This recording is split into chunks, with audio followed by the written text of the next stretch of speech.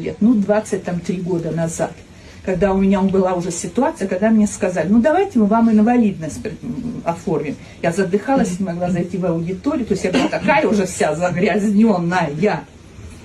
А мы тогда мелом писали, вот мел лежит, я задыхаюсь, мне, ой, вам уже инвалидность.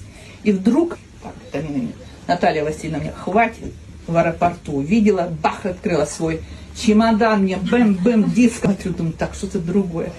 Не верю, мозги человека, который всю дорогу в фармации, в медицине, как сделать лекарство, как его продать, как проанализировать. Да, у меня же вот это было, мы же этому учим.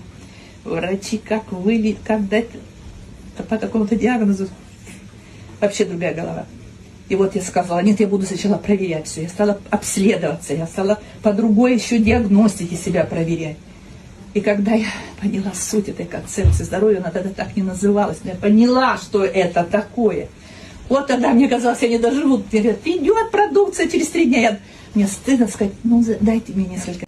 Он пришел, и мой организм, который уже мозг все изучил, и я пошла с первого дня, я поняла, что процесс пошел.